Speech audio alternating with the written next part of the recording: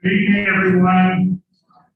I would like to thank you for coming out and joining us on our first night of our new strategic plan. I know it's a Friday night. I know it's hard to get here with everything going on at home and with work, so we really appreciate it. For those of you who I have somehow not had a chance to meet yet, I'm Dr. Adhere, I'm the superintendent here. This is an official board meeting, so we do have to go ahead and open that up here at the front with our board members. So we're going to go ahead and do that, and then we'll get started right away.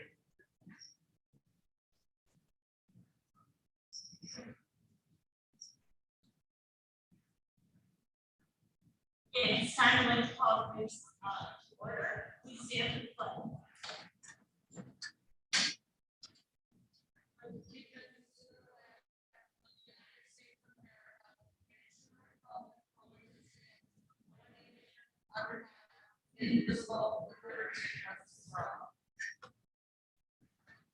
We do a roll call. Mrs. Rowe, Mr. Murkowski, Ms. Joy, Mrs. LeBunzik, Mrs. Lamel, Mrs. Propolis, Here. and Mrs. Salzer. Okay, at this time, we would normally do our introduction of guests, but we're going to wait a few minutes before we do that as an entire group. And we're all going to be talking this entire meeting, but this is also an official board meeting. So public participation, if anyone feels they really need to say something like right now, you can, I give you the microphone. If not, I'm going to turn the meeting over to Dr. Bob Madonia, who is right over there. We're going to bring the mic over to him. He is going to go ahead and get us started with our new strategic plan.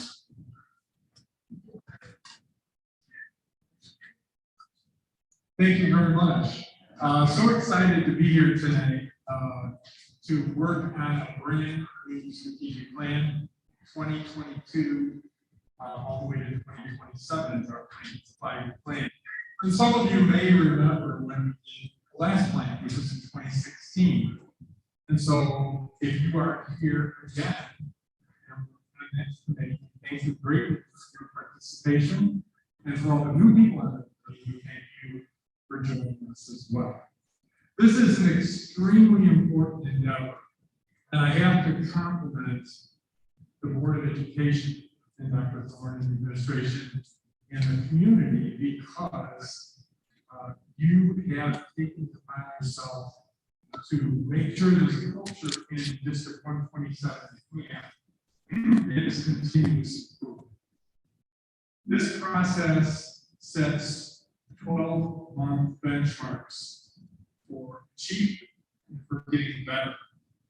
And so I think that the board has to be complimented for engaging in this endeavor, not just once, but now for the second time.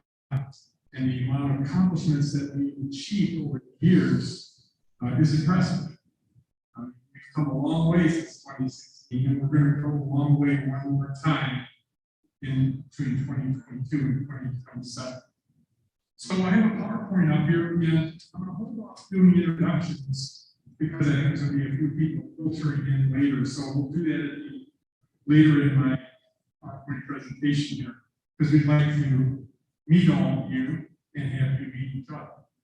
So looking up here at the PowerPoint, once again, we'll defer the introductions for a few minutes. But the goal of this endeavor is to bring together the stakeholders of District 127 and collect their input regarding the 5-year plan for the future. To forward recommendations to the Board of Education for this plan. And once again, we want to point out that whatever we put together will be recommendations for the Board of Education. They are the ultimate authority in the district. I'll make the final approval, which is true in every district. And so this is the goal of our endeavor. Let's take a look at the vision and mission statements, which the board has approved from the past. Their vision to be leaders in learning and lay the foundation to prepare students for higher education.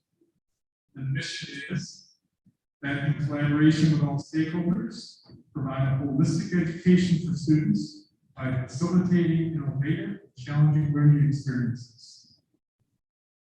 Now, we also did an exercise with the board to come up with some core values for the district. These are central beliefs the district has. And so the district believes in being collaborative, and I think that's exemplified tonight by all of you being here as various stakeholders from the district. We also believe in being inclusive. We also believe in being student-centered. We even have a focus area on student needs. So we definitely are student-centered.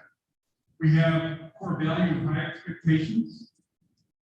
We want to be safe, and we believe everyone can learn. These are the core values of the school, and a very impressive list. Now, the board has the following focus areas of planning. And here they are: curriculum and student outcomes, human resources and professional development, student needs, technology, and finance and buildings. And so as you look around the room, there are 5 tables, and each table represents one of those focus areas. Okay? And one thing I will tell you, as we explain our process tonight, is that because you are at a particular table, does not mean that the only input you're going to give is into that area. That's just not true. You will start in that area, but between later today and tomorrow, particularly, you will have input on all 5 areas. So I just want to point that out. Because some people think that they come to one table, that's the only input they're going to have. But it will be much more diverse. Okay, let's talk about our process. On this table are results from our survey. We did a stakeholder survey. We asked the community and staff and parents about what their opinion was about what's important for the next 5 years in those 5 focus areas of study. What you see there are highlights of that survey data. Now, this is an important piece of information. However, it's only one piece of information, and we don't plan off our own survey.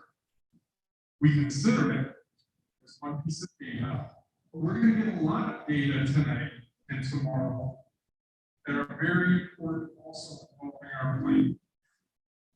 Also, at every table, we are having 1 or more board members and 1 or more administrators. And they're functioning in 2 roles at your focus area tables. First is to be the spokesperson for your table, or leader. The second role is data keeper. So those are the 2 roles that the board and administrators have at your table. Okay, now let's talk about our process. Our first driver for tonight will be for each focus area to identify a 5-item prioritized list of what's important for the next 5 years in the school district. So what that means is that the facilitator is going to go around the table and ask your input. And we're going to record that input. And what your goal will be to come up with a list of things that are important in that area, and then to prioritize them, one being the most important 5 being the least important. Okay? And it'll take a while to do this. You know, we actually, collect this input, prioritize it, and then what we'll do is we will write the top 5 priorities in your area into 5 sentences. 5 sentences. Now, these priorities are general, and we have to make sure we understand that they're general, because the action plans that we'll achieve, that we'll develop later, are specific to these priorities. The priorities become goals one by one, and the action plans will be specific to those goals. Actually, what we're going to do is exactly what we're going to do. So remember, when you develop your priorities, they should be general. And then when the action plans are developed, they'll be very specific. So once that's completed, then we're going to go around each table. Let me back step one step further. You have easels in front of each of your tables. You can use the easels for notating. You can use your computer for notating. There are a lot of different ways to collect data and information. Once you have your 5-item prioritized list, once you have that, then I'm going to ask each of the focus area groups to come over to this wall and pick up your final sheet. So here they are right here. And this, you bring that back and put it onto your easel. As a sticky bag. You put it on your easel, and then you write in your 5 sentences. 1 through 5. 1 being the most important, 5 being the least. Okay. So and the reason they're over here is because I want you to use the easel right now for scratch paper, note taking, and those kinds of things. Okay. We just ask that when you write your 5 sentences on here, that you do it to the right of the vertical lines, because we're going to use these vertical lines tomorrow. So write it to the right of the vertical lines. Okay. So once that's complete, then we're going to have each facilitator at each table stand up and explain to the entire group your 5-item prioritized list, why you feel 1 is the most important, 5 the least, and talk a little bit briefly about the dialogue at your table.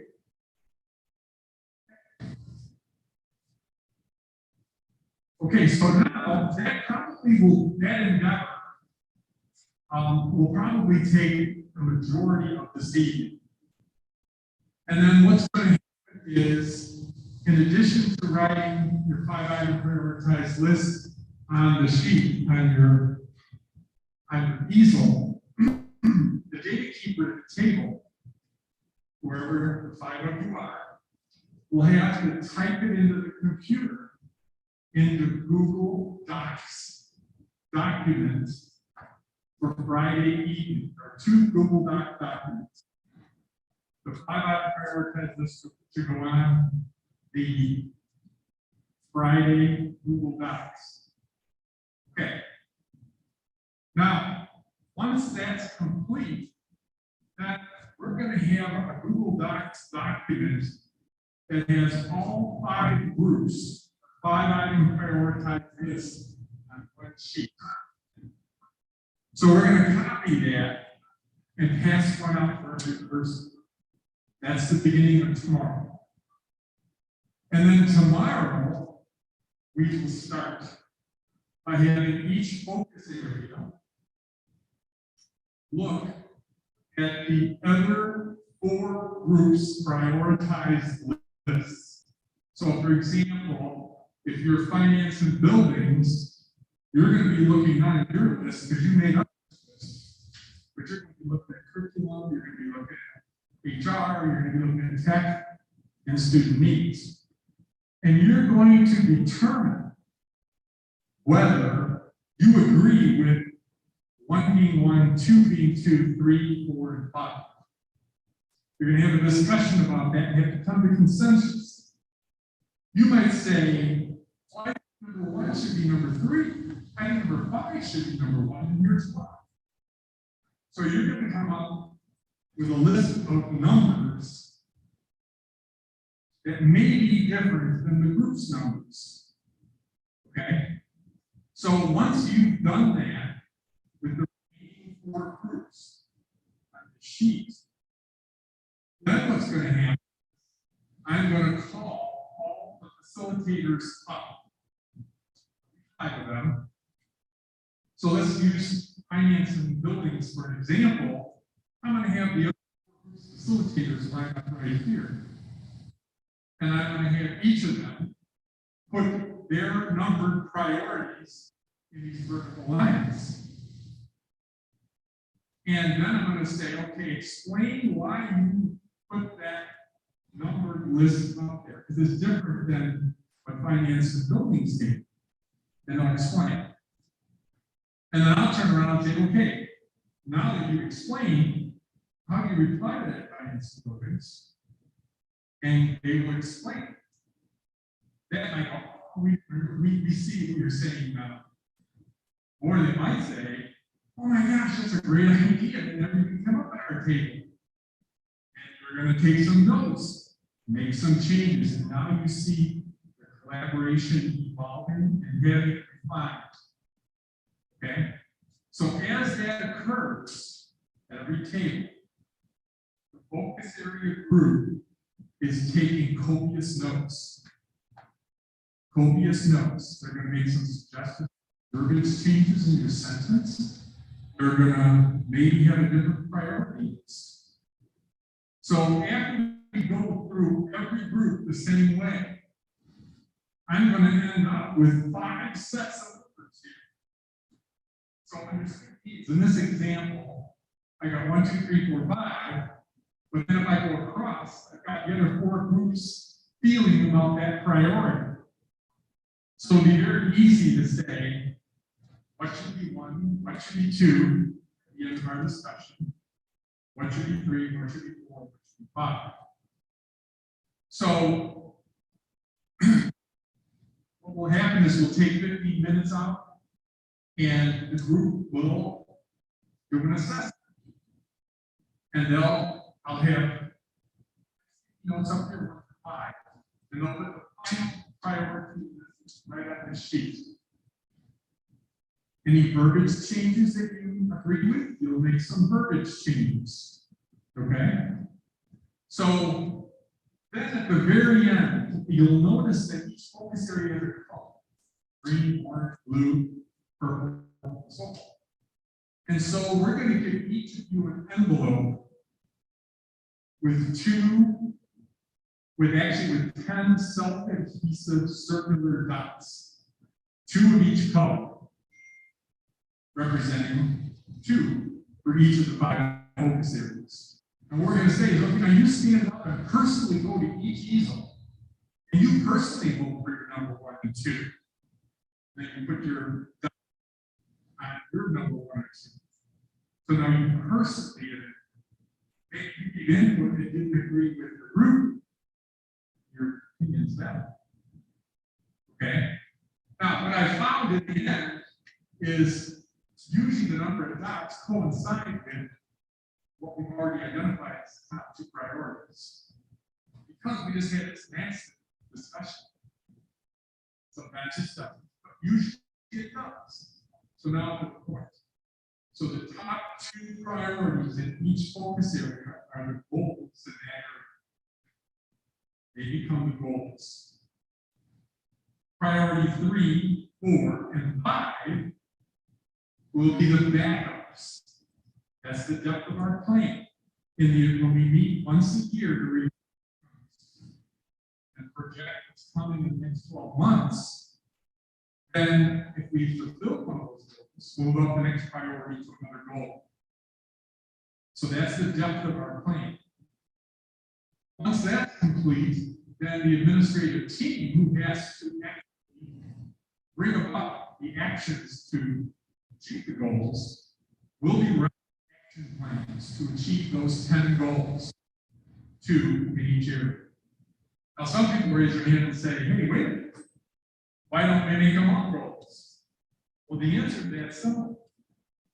Because it's much more prudent to do a lot in your top priorities than it is to do a little or a lot of things.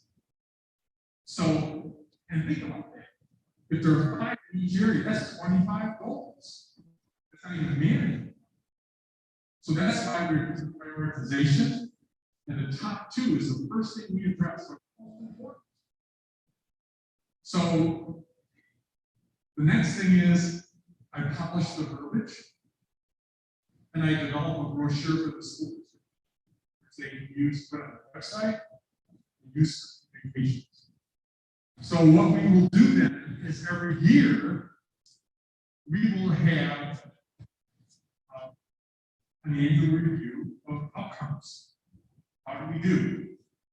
This is a time to celebrate the achievements that the district has clinical achievements that they've reached.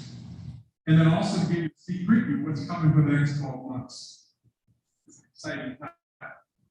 So that is an overview of our plan. Let me first of all just throw it open to any questions that you might have regarding the process. Anyone? Okay, then what I'd like to do is just take a couple of minutes, because I know some of you are educators, but some of you might not be. We don't expect everyone here to be educators, because we want stakeholders here. And so we think it's important to just let you know some of the things that are going on in education that are cutting edge practices. And not all topics apply to every district, but we would just like to give you a flavor of what is current in the field. Okay, this plan all of this. This is just an overview of what districts are dealing with everywhere in the educational arena. This first slide is about maintaining fiscal solvency in light of potential state funds. And I don't think there's anyone in this room that probably isn't cognizant of that. That the state of Illinois is having financial difficulties, and I think balancing a budget is always a challenge. Being fiscally prudent is a challenge. This district has always done it. We have a focus area right here in finance that's going to address that, and look at how to maintain fiscal stability, and look forward to maintaining it in the future. So I don't think there's a district around that's not concerned about finance. Okay, technology. We know that infusing technology into instructional delivery is the key to success for kids, because kids love media. They love computers, they love tablets, they love anything that is tech-driven. So now my point, if you deliver instruction in that media, you excite kids. And if you excite kids, they're going to learn. So there's a high correlation here. There's a high research correlation that says if you teach and use technology and delivery, they're going to learn. And so I think that's an important piece. The other piece in tech that all the districts are aware of is the fact that there's not a job out there once they leave education. Once they leave it, at whatever point they leave, that is not tech-driven. It's true. Everything is tech-driven. So this serves them well in their career too. If you look down the road. The next one is standards alignment. All schools everywhere are continually and always aligning standards.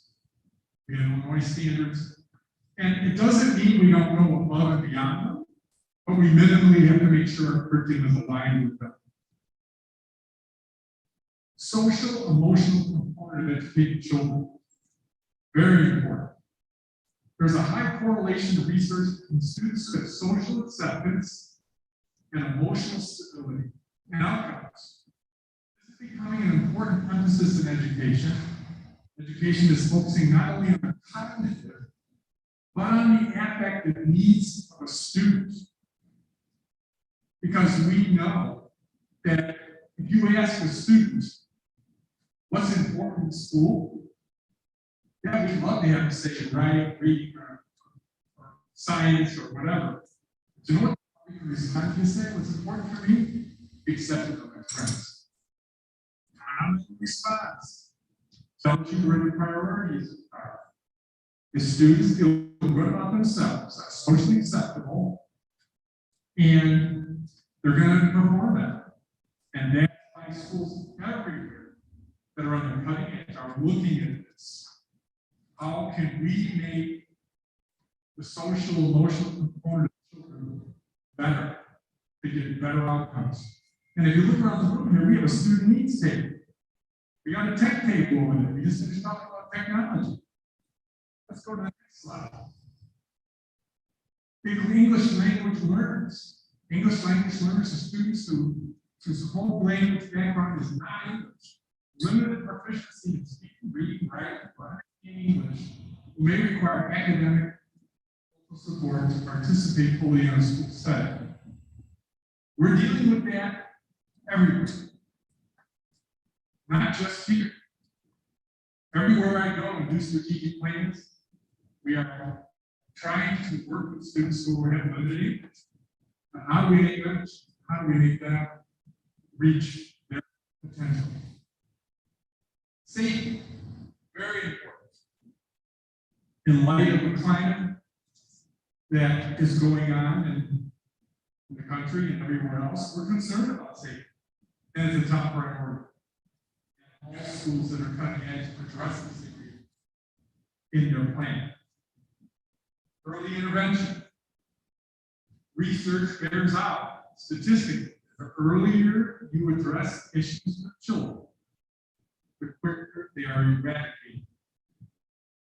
When they're not addressed early, then they trickle into kindergarten, first, second, and they become bigger. There's a high correlation between early education and early intervention, and eliminating problems and having higher outcomes. So those are some of the cutting edge things that districts everywhere are dealing with. So, and I'm very proud to see that you look around the room and look at this. We don't have a lot of that wrapped up in our planning right here. Now let's talk about the norms, the focus area, group work, in other words, the work that you're going to do with it. And by the way, Dr. Thorns and I will be circulating from table to table throughout this entire evening, helping you, assisting you, and being part of this dialogue. I just want to let you know that. So the norms for our focus area group work are communicate and listen carefully, respect the views of others, share your views willingly, ask and welcome questions for clarification, be open to the views presented, compromise to bring the group to consensus, honor time limits, and stay on task. Now, each table will also have a parking lot. This will be a sheet at the table, and I have a parking lot up here where we do big group discussion. This means if something comes up at the table that's not pertinent to the discussion, but it's important, we want to hold on to that thought. And while we can't necessarily discuss this right now, we're going to put it in the parking lot. When the time comes to talk about that, we are. So, for example, here in curriculum, if you're talking, you got an idea of findings. Well, obviously, you can't talk about that during the curriculum time or put it in the parking lot. When you do your work tomorrow, when you go and talk to finance, you can bring that up. Or anything else that is not pertinent to our discussion goes up on the parking lot. This parking lot will have items that are not within our 5 focus areas. And if that comes up, we respect that, and want the board to look at that. We'll give the board this parking lot list. So now, before we begin our work, I know that a number have come in discussion just now. So what I'd like to do is take a couple of minutes, and I'm going to give this mic to you and ask you to pass around the table and to identify yourself and tell us how you are connected to the school district, parent, teacher, community member, whatever you might be. So let's start right here, and we'll go right around the table. Hello, everyone. Jeff Youngberg, principal at Adhere High School. Hi, Deidre Janice, assistant principal at Central. Hi, I'm Sarah Cody. I'm a second grade teacher at Ridge Central Elementary.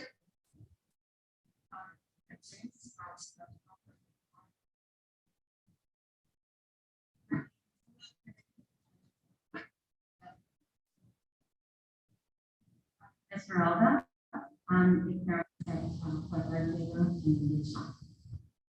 Okay, we're going to take this to the next table. We're on that table.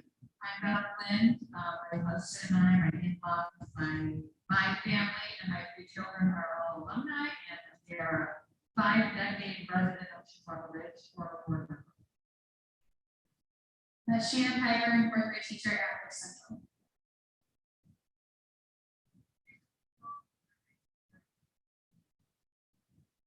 Nancy Sells, school board president.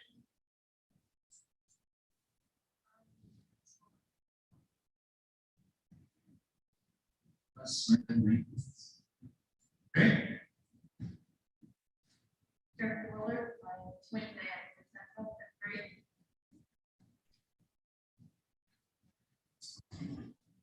Christine Metropolis, school board vice president. I'm an educator and I have 3 children in the district, one at 50 and two at Ridge Central. Hi, Steve Egan. I have 2 students still here at Finley, 3 that are high school age, and I'm a prior board member. Hi, everyone. I'm Megan Knopflegel. I'm the principal of Ridge Central.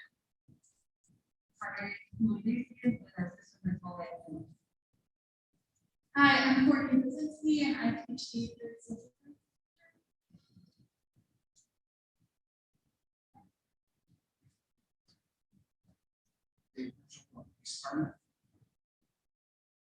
I'm Guelpho, early childhood teacher at Ridge Central. Hello, here to announce the special services. Hi, Marvin, the director of the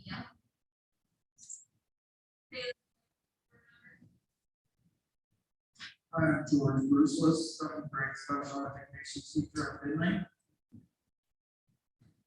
Hi, I'm Danielle Jakowski. I have a second grader and a kindergartner at Central, and I'm also of this district. Jennifer LaChance, Eric, Julie Baker, I'm the STEM teacher at Central. I'm also a school board member and father of the school. Joanna Grove, school board member and kindergartner at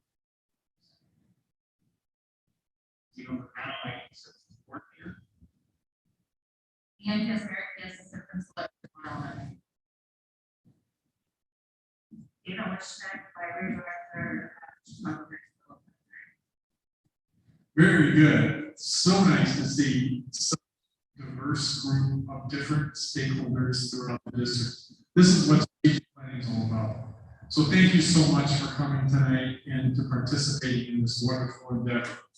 So Dr. Thorns and I will be circulating again from group to group to give you assistance. And so your first charge again is to develop a 5-item prioritized list in your group. And so we will turn it over to the spokesperson of each facility, each focus area to define your area and start the dialogue.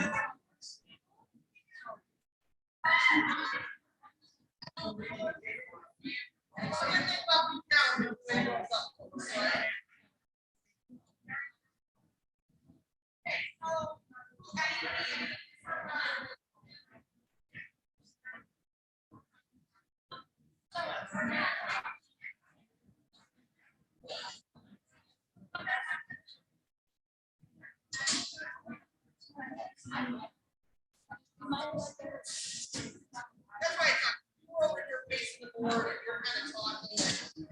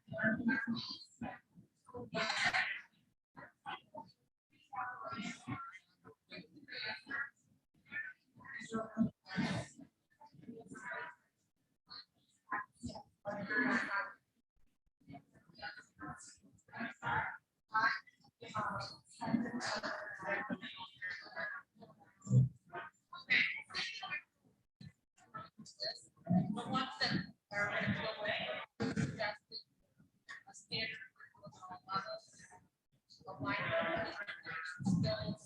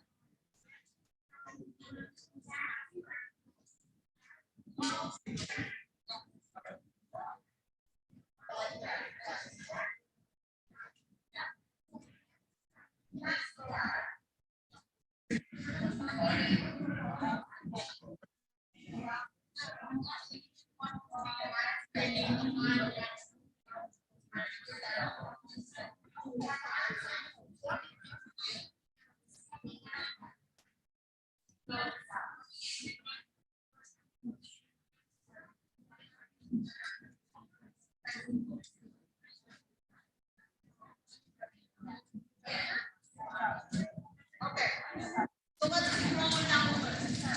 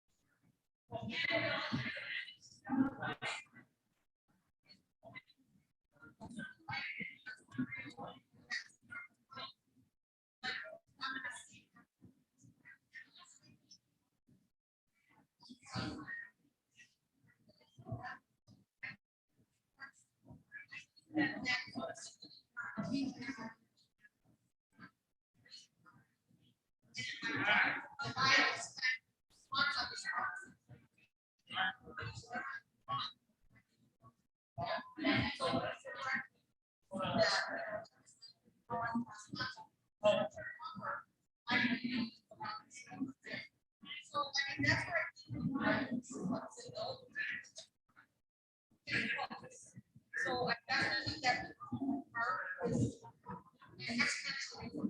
We got our use in the pot, so.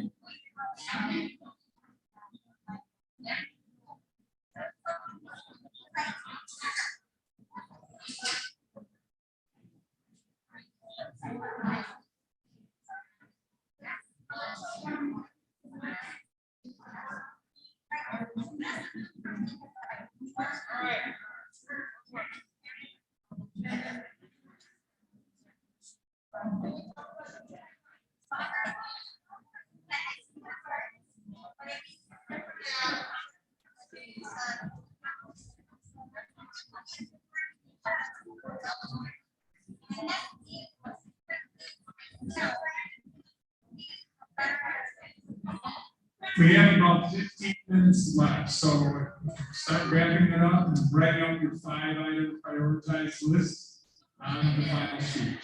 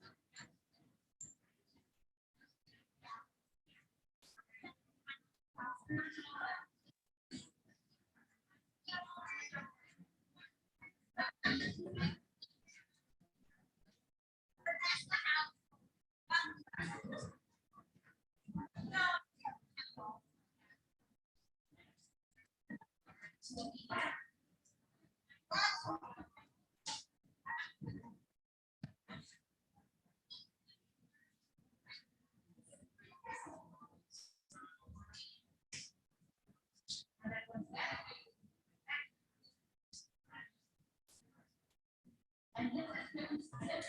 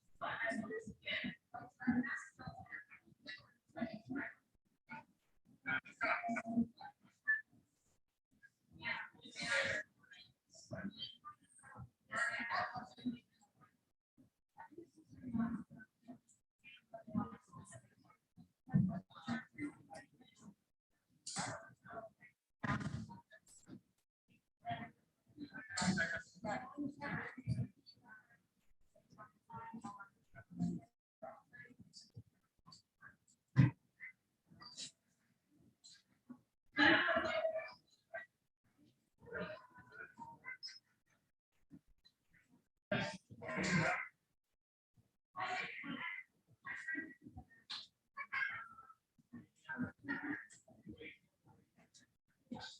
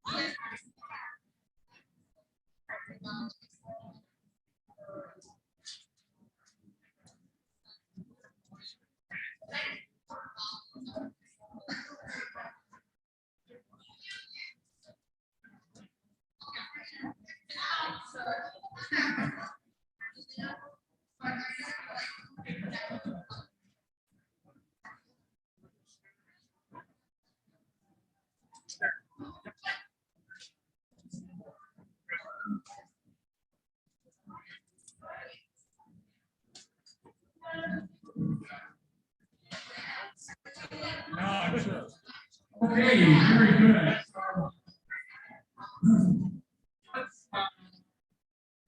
I've been floating around the Adhere conference lines and really interested in listening to the dialogue. It was some great dialogue for planning. Very impressed, so thank you for that. So what I'm going to do is I'm going to go one group at a time. I'm going to ask that you read off your priorities, explain them to the full group. So let's start over here at finance and buildings. So who would like to do that for finance and buildings?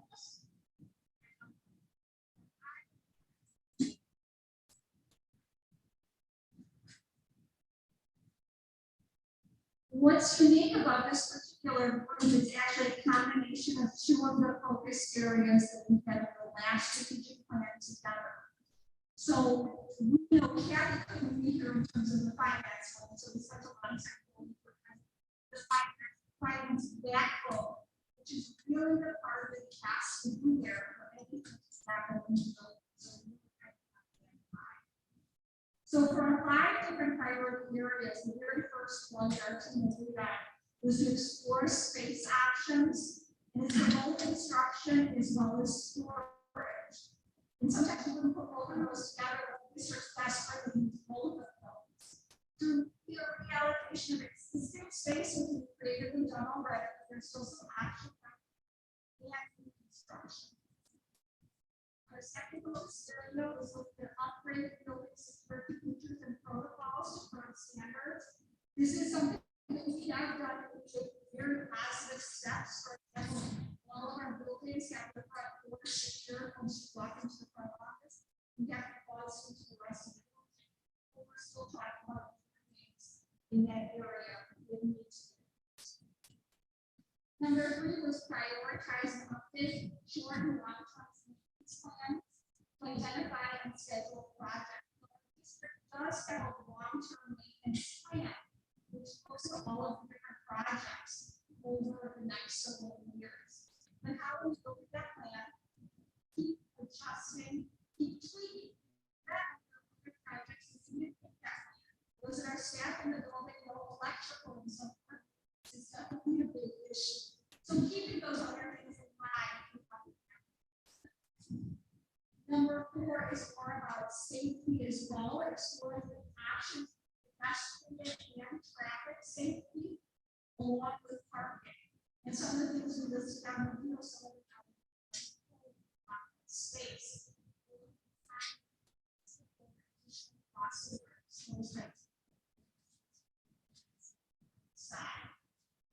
And we make this our number 5, which is quite a big technical scale, but it's because our district does such a good job in terms of time.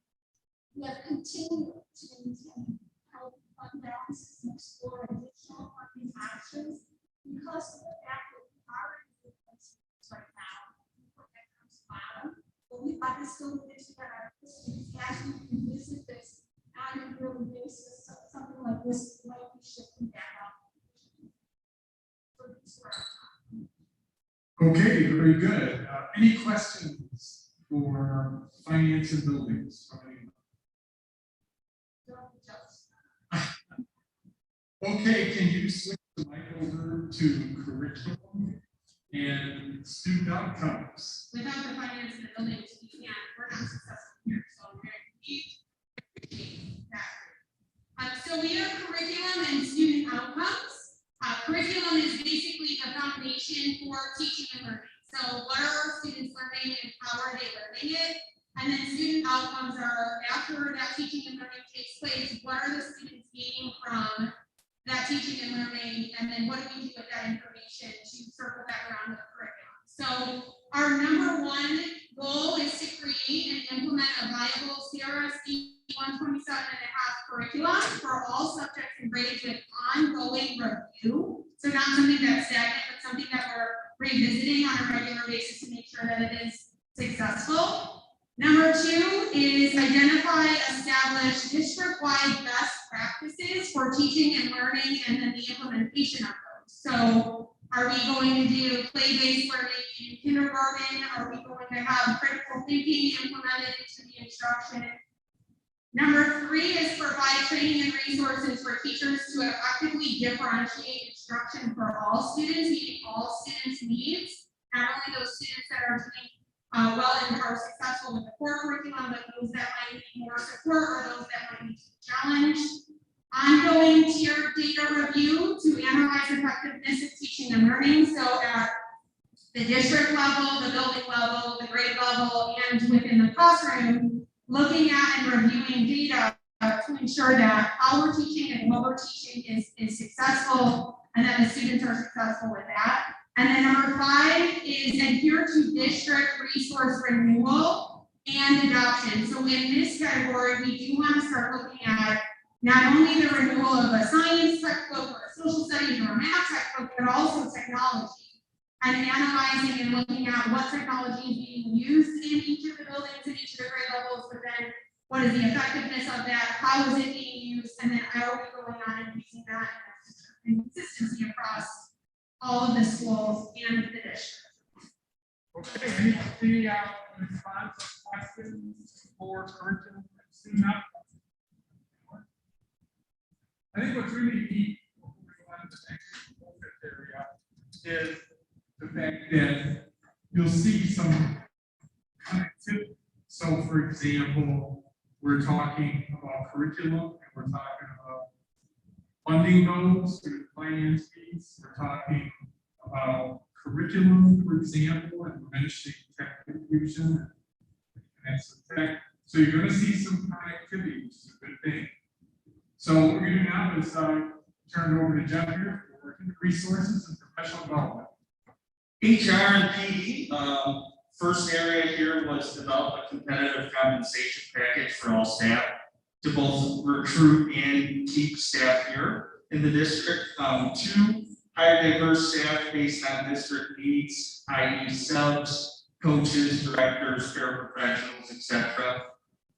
Three, enhance current mentor-mentee program and offer staff refresher professional development for when new staff does come in, they're up to speed on programming. Strengthen professional development using both internal and external resources. So our staff is building staff within, but we're also partnering with programs outside.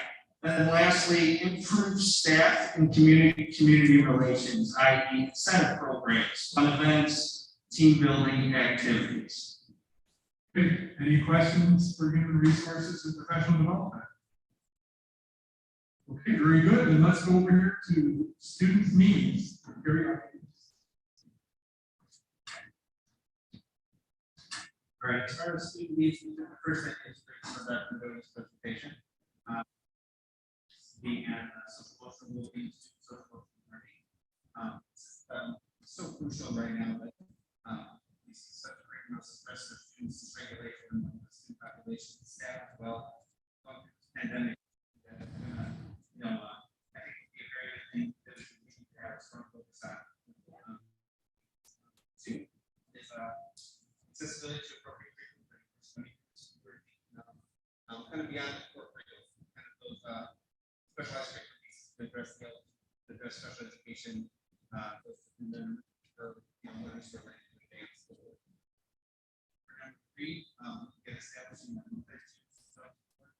that's kind of our new RCI paradigm, and addresses the need of post-structural learners, and then the learning plan for students.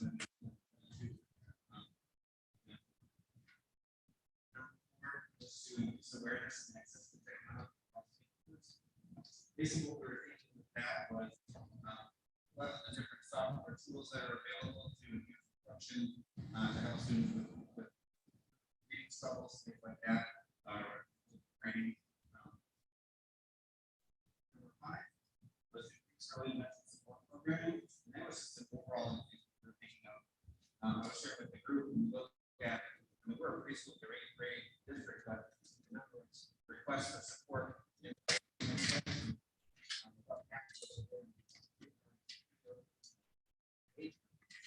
such a huge thing to see amongst coming up trades districts chart. So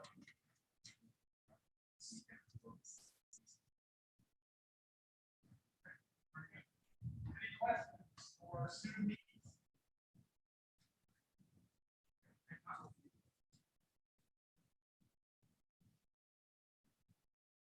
So with the technology, one thing that we saw right away is that we all kind of approach technology very differently because it's so broad in the world of education. So our first one that we came up with was defining the district of technology. We put that first for two reasons. One, we feel like how quickly it turned off, but two, it also drives so much out of what we were doing.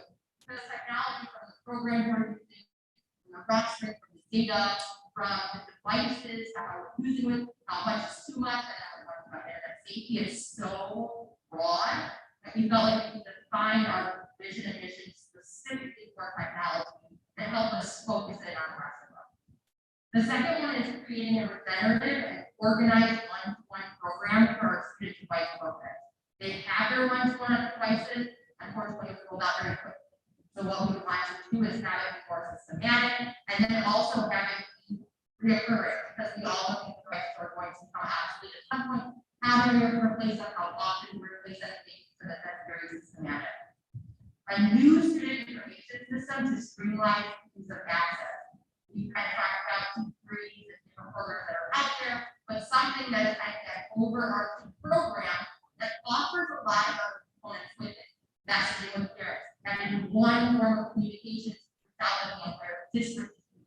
and then student information for record health staff.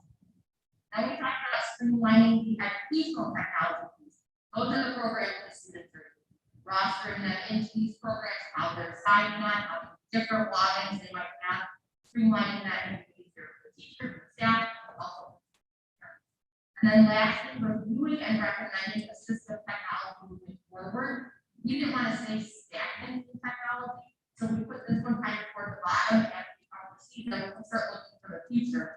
Because probably not here with what's next. There's always what's next in technology. So we have number 5 was moving forward in that part of the plan. Okay, very good. Any questions for technology? Okay, a couple of things to know.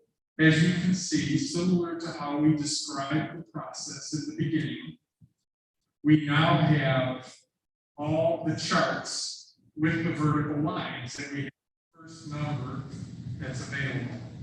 We have 1, 2, 3, 4, 5. Tomorrow, as we cross dialogue and refine our plan, we're going to get 4 additional numbers for each of these. We're going to get 4 additional numbers. So we're really going to have a discussion tomorrow that's going to be huge. And when we have that discussion, each focus group is the data key. And when we're finished with that discussion, we're going to have 5 numbers for each one. So be very clear which is 1, 2, 3, 4, 5. And then you, as a focus area, add any changes that you got that you think are appropriate based on the feedback you got, or verbiage changes in the sentence of each of the 5. So now what's also very important, what we adjourn for today, is each data keeper on the laptop that we have each of the tables to type in this 5-item prioritized list, okay, into the Google Docs document that's labeled Friday night. Okay, so if you do that before you leave, then we can have that document run off. 1 copy for every person will be at your place for tomorrow's session to begin our work. So I would ask that if you haven't put it in that Google Docs document to do it ASAP. And I think we're in really good shape. I think you did a great job. I appreciate all of that discussion. And I appreciate your volunteer time. And I look forward to continuing our discussion tomorrow morning. Start at 8, go noon, we'll probably get out early. I never go over time. I always like to respect your time. So we'll continue our 2 tomorrow, and I'll turn it back to Dr. Clark. Thank you, Dr. Magonia. And again, I just wanted to thank everyone. We're very cognizant that it is a Friday and Saturday in December. There's usually a lot going on. So we really, really appreciate you coming out and supporting the district and your students. Again, just if you can make sure you get that document done. Lori, our secretary, said either leave these at your table or put them in your car, but do not forget to bring them in tomorrow. So you can really just leave anything that you want at the table. We'll make sure that we're good to go tomorrow. And then really the last thing that I have to ask for a motion to adjourn from one of our active board members. Okay, got Mr. Grove with Ken with the second. All those in favor? Okay, motion carries. We are adjourned at 8:04. Have a wonderful evening, everyone. We'll see you tomorrow morning at 8 o'clock.